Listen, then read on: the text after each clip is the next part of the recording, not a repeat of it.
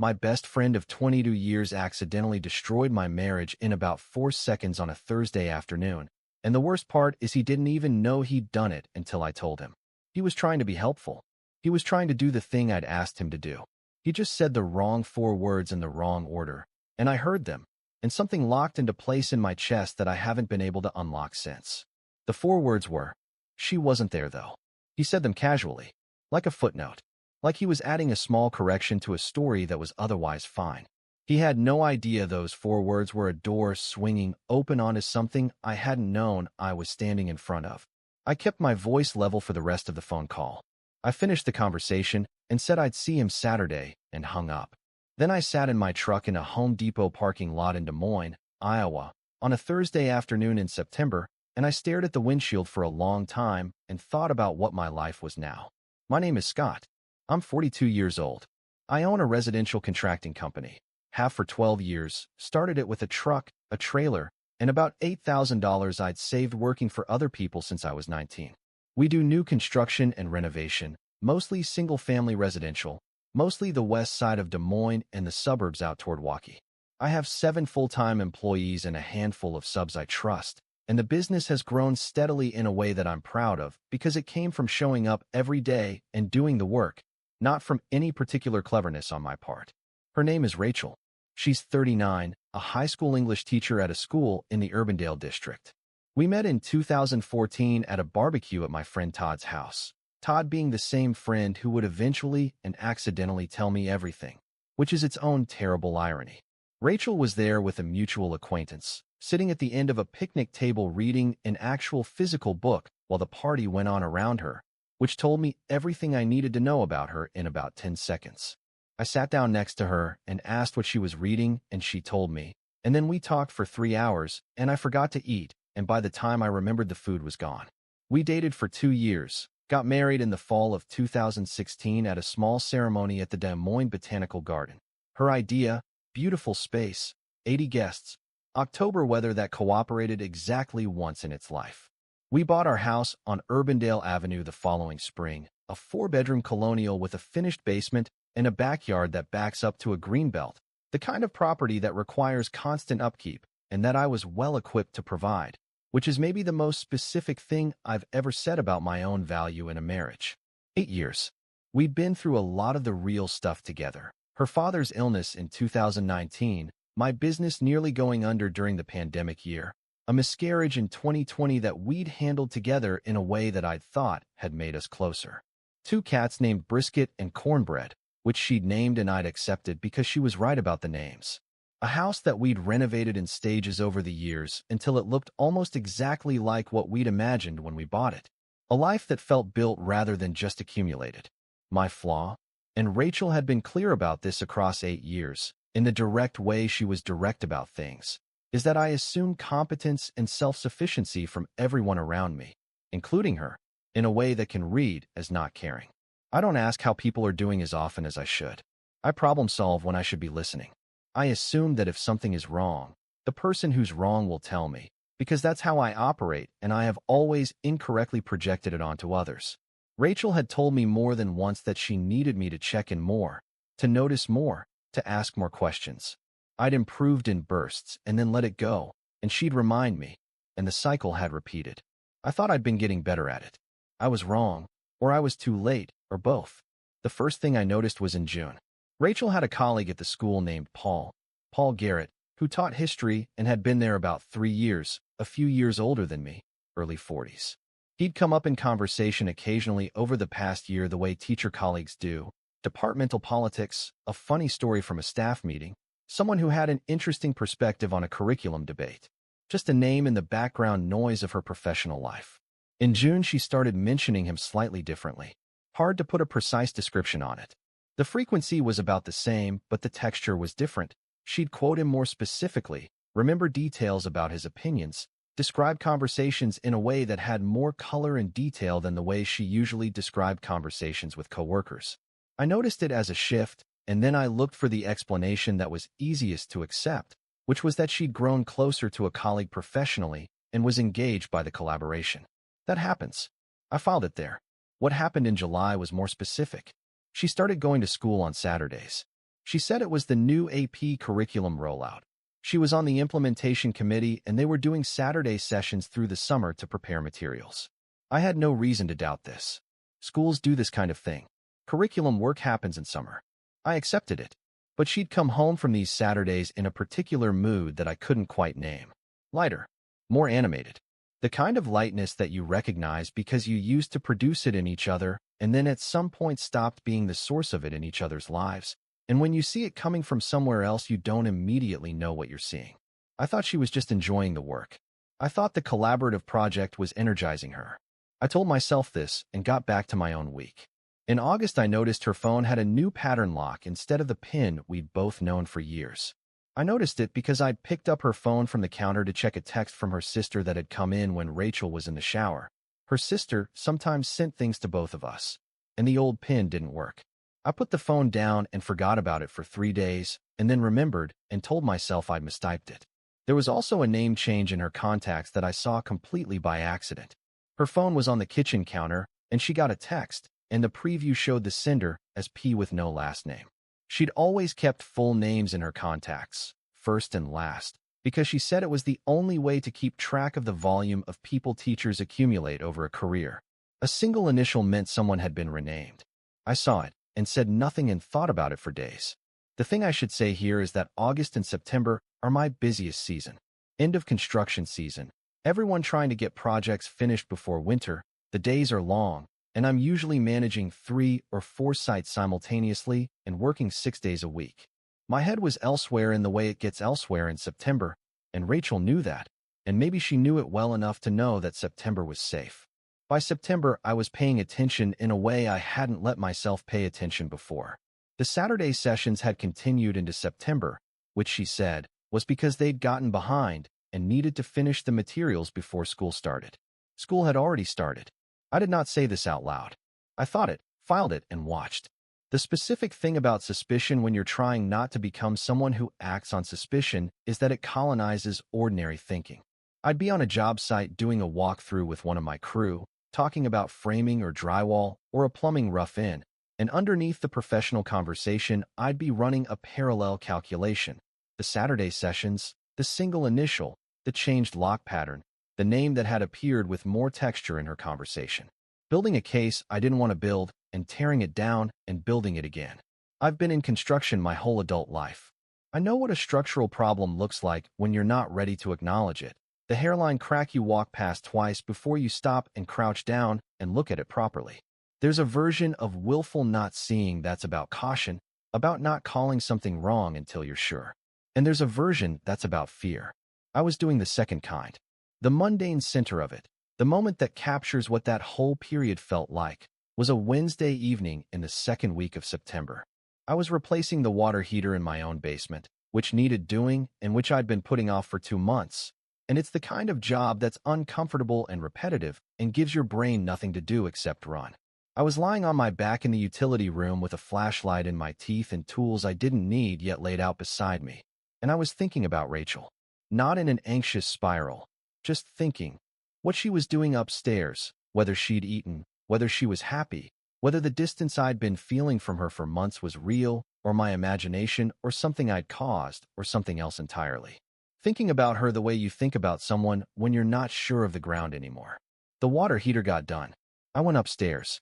She was on the couch reading, and she looked up and smiled at me, and I stood in the doorway for a moment and just looked at her, and she asked if I was okay. And I said yeah, just tired, and I sat next to her and watched whatever she was watching and didn't ask the question I should have asked. I had a job starting the following Monday in Ankeny, a full gut renovation on a Victorian that was going to run 8 to 10 weeks. The site was 40 minutes from the house, and I'd been planning to stay out there during the week at a cheap extended stay to save the drive time, which I'd done on long jobs before. Rachel knew about it, had known for months. On the Thursday before I left for Ankeny, I called Todd. Todd Mayer is my best friend since we were 20 years old. He lives about 6 blocks from our house, works in insurance, has been through 3 years of a rough divorce that just recently finalized, and he is one of those people who shows up without being asked when things are hard. I trusted him completely. I trusted him the way you trust someone you've known since you were young and stupid together, with the specific depth that kind of history produces. I called him and asked him to keep an eye on Rachel while I was out in Ankeny. Not in a surveillance sense. I want to be clear about that. I just said I'd be gone most of the week for the next 2 months, and I'd feel better knowing someone nearby was checking in on her, grabbing coffee occasionally, making sure she was okay. He said, of course, no problem. He'd been meaning to catch up with her anyway. I drove to Ankeny on Monday morning. I worked. I called Rachel in the evenings. Everything was normal. On Thursday, I called Todd to check in. The way you call a friend to talk about nothing in particular when you're stuck in a hotel room for the fourth night in a row and the walls are starting to have opinions. We talked for maybe 20 minutes. His divorce, my project, an upcoming Hawkeyes game we were planning to go to, the ordinary traffic of a friendship. And then he mentioned that he'd swung by the house on Tuesday evening to drop off some stuff Rachel had asked him to bring over. And he'd knocked, and she hadn't been home, so he'd left it on the porch. She wasn't there, though, he said. Just that. Casually. A footnote. I paused for half a second. What time was that? I don't know, like 7? 7:30. Rachel had called me that evening. I'd called her back around 7:15, and we'd talked for 20 minutes. She'd told me she was home. She described what she was making for dinner. She'd asked how the job site was. She had not been home. She had been somewhere else, and she had called me from somewhere else, and she had lied about being home. I did not tell Todd any of this. I finished the conversation in the same tone I'd started it, asked about the Hawkeyes game, said I'd see him Saturday, hung up. Then I sat in the parking lot of the Home Depot on Euclid Avenue where I'd stopped to pick up materials, and I looked at the windshield, and I understood something I hadn't known I was about to understand. I drove back to Des Moines that night, instead of staying in Ankeny. I want to be clear that I didn't have a plan. I wasn't trying to catch anyone. I just could not stay in that hotel room knowing what I knew, which was still fragmentary, still technically deniable, but which had a weight to it that I couldn't hold from 40 minutes away. I got home at 9:45. Rachel's car was in the driveway. The lights were on downstairs. I came through the front door, and she was in the kitchen, and the thing that hit me first was how normal everything looked. The cats on the counter which they weren't supposed to be on. The half-eaten bowl of something on the table. A candle burning on the windowsill. All of it completely ordinary. The entire domestic landscape of 8 years of marriage looking exactly like itself. She looked up when I came in. Surprised. Hey, I thought you were in Ankeny. I drove back. Is everything okay? Did something. I talked to Todd tonight, I said. Something moved behind her eyes. Fast and small and gone. He said he came by Tuesday night, and you weren't home. The kitchen was very quiet. One of the cats jumped off the counter. I ran out to. Rachel, I was just. You called me at 7 and told me you were home. You described what you were making for dinner. She looked at the table. Where were you? She didn't answer. Rachel, where were you on Tuesday at 7 o'clock? I was. She stopped. Started again. I need you to. Is it Paul Garrett? The silence that followed that question was the kind that answers questions. Yes or no, I said. She pressed her hands flat on the table. She looked at me. Her eyes were wet. Yes. The single word landed in the kitchen, and neither of us moved for a moment. How long? Scott, how long has this been happening? Since May. Barely audible. May. The month the texture of his name had changed in her vocabulary. For months. The Saturday sessions. The single initial in the contacts. The changed lock pattern. All of it assembling itself into the correct shape now. The way a structure makes sense once you find the load-bearing element. Did Todd know? No. He had no. She shook her head. He doesn't know anything. I believe that. Todd's voice on the phone had been completely normal. The voice of someone who had no idea the footnote they were adding to a story was actually the whole story. I need you to tell me if you're in love with him. She looked at the table. Scott, I don't want to. I need you to answer that. I don't know. She said it slowly, like she'd been carrying it for a long time and was finally setting it down. That's an answer, I said. I'm not saying. Diane. I stopped. I'd said the wrong name. Rachel. Wrong name from a different part of my life. Some crossed wire in the machinery of the moment. I corrected it. Rachel. I don't know how to have this conversation right now. I picked up my keys from the counter where I'd set them. I looked at the kitchen that I'd renovated myself, the cabinets I'd built, the countertop I'd installed on a Saturday 3 years ago while Rachel made coffee and handed me tools, and we'd argued about the backsplash tile and the way you argue about things when you're building a life together, and the argument is really just about which direction you're both pointing. I'm going to go stay at the hotel tonight, I said. You don't. I know I don't have to. I want to. I drove back to Ankeny. I did not sleep. At 6 in the morning, I was back on the job site because I didn't know what else to do with myself, and because the Victorian on 2nd Street needed its kitchen gutted, and the work was there, and I knew how to do the work. I said I'd come back. Here I am. To everyone who responded to the original post, I read all of it. Every comment. Some over several nights when sleep wasn't happening. A few of you said things that helped more than you'll know. One person wrote, "The detail about saying the wrong name says more about how hard you were holding it together than anything else in the post, and I've thought about that comment at least once a day since I read it." So whoever you are, thank you. Here's what happened. Rachel moved out 18 days after that Thursday night in the kitchen. She's staying at her sister Kara's house in Clive. Kara is 43, also a teacher, also divorced several years ago, which I've tried not to find meaningful and mostly failed. The house on Urbandale Avenue is mine for now, though both our names are on the deed, and that situation has a legal reality I've been learning about through conversations with an attorney named Frank who has handled a lot of these and who is thorough without being theatrical, which is exactly what I need. The first thing I did after I processed the immediate shock was call Todd. This was maybe 5 days after everything came out, and it was one of the harder calls I've made in my adult life, because Todd had unwittingly detonated the thing and he didn't know it, and I had to explain to him what the footnote had done. He went very quiet on the phone, the specific quiet of someone understanding something they don't want to understand. Then he said, "Scott, I'm so sorry. I didn't know, and I told him I knew that, and I meant it, and there was nothing to be sorry for."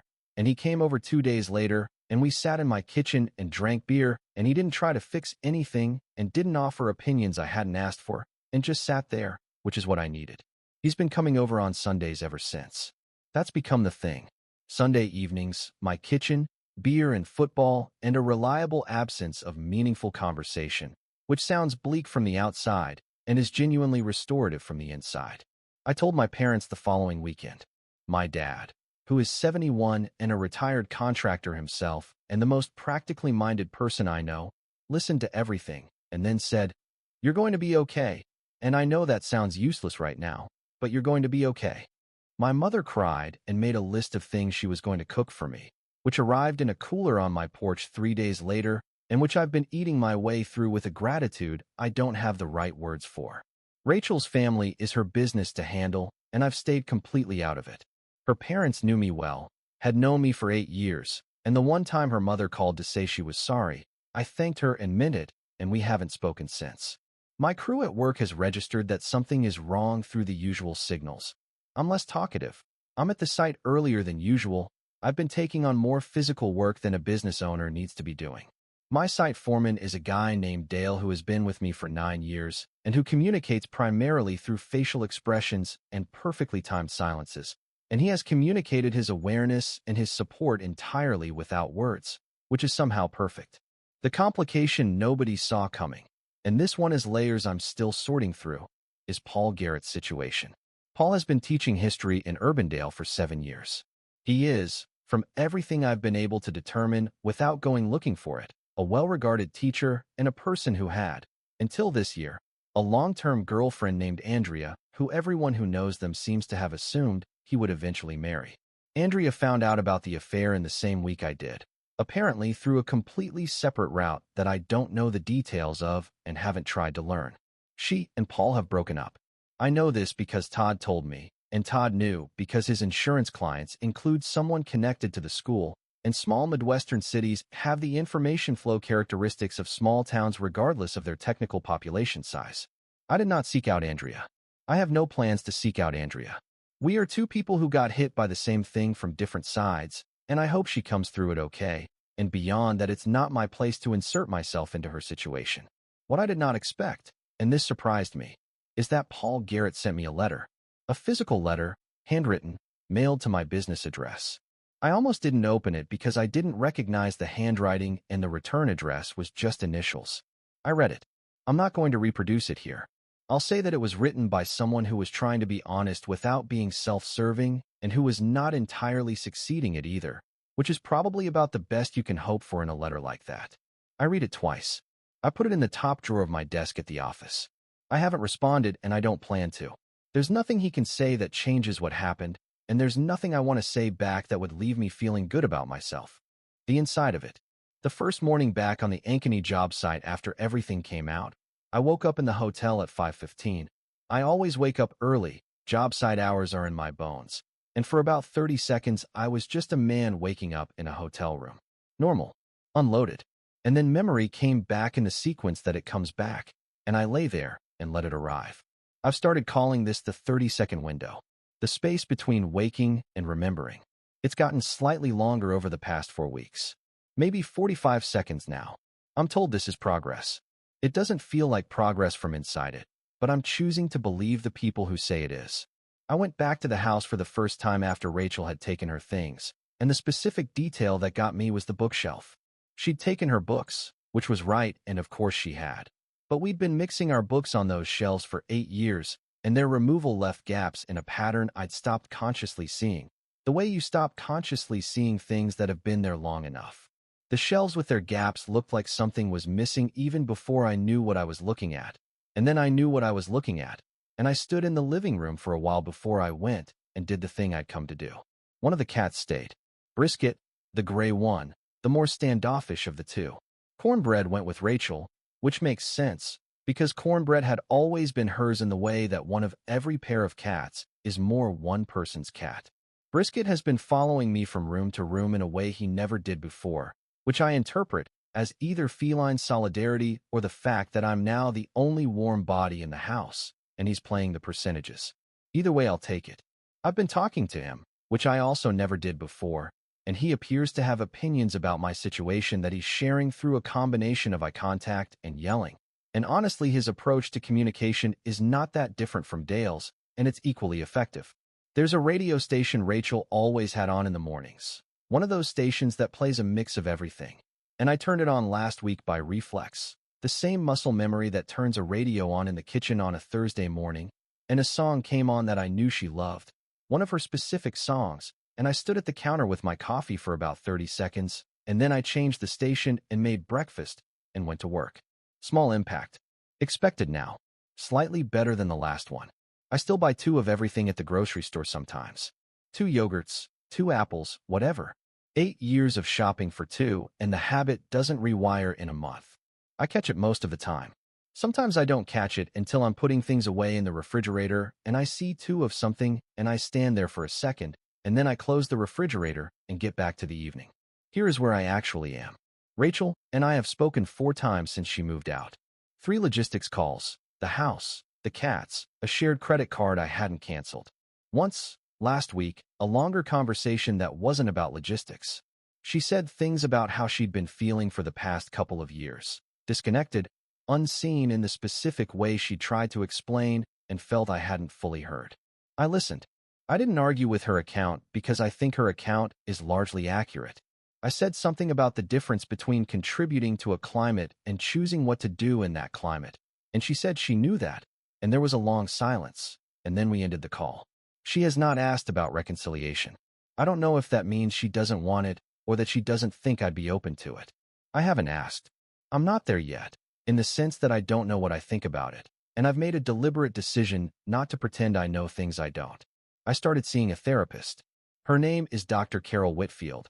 She has an office on Grand Avenue, and she has the particular quality of not allowing me to do what I usually do, which is reframe emotional content as logistical problem. She catches it every time. It's uncomfortable in exactly the right way. I've been 3 times. I'm going back next week and the week after that. The Ankeny Victorian is 60% done. I've been throwing myself into it in the way that I throw myself into work when I don't have a better option, and while I know that's not a solution, it is a thing that can be completed, and right now completable things feel important. Dale has been on that site every day. We've put in some long hours. We don't talk about anything personal. The work is good. The house on Urbandale Avenue needs some things done to it that I've been putting off for 2 years, a deck railing that needs replacing, a portion of the driveway that's heaving, a bathroom tile situation I've been ignoring. I've started making a list. Not because the house is definitely mine long-term. That's still being figured out. But because the act of making a list of things that need fixing and then fixing them is something I know how to do, and you hold on to what you know how to do. Todd comes on Sundays. Brisket yells at me in the evenings. The radio plays something else now. 22 years of friendship, and Todd will apologize for 4 words every time he sees me. And every time I tell him he has nothing to apologize for. And we both know the real debt runs the other direction. That if he hadn't said the wrong thing in the wrong moment, I might still be in that hotel room in Ankeny, believing everything was fine while everything was not fine. And whatever comes next for me is at least built on something true. And that is a thing I owe him, even if neither of us will ever say it that way. Tomorrow, a man receives a phone call from a hospital 3 states away, and the patient they need him to come identify is someone who was supposed to have died 11 years ago.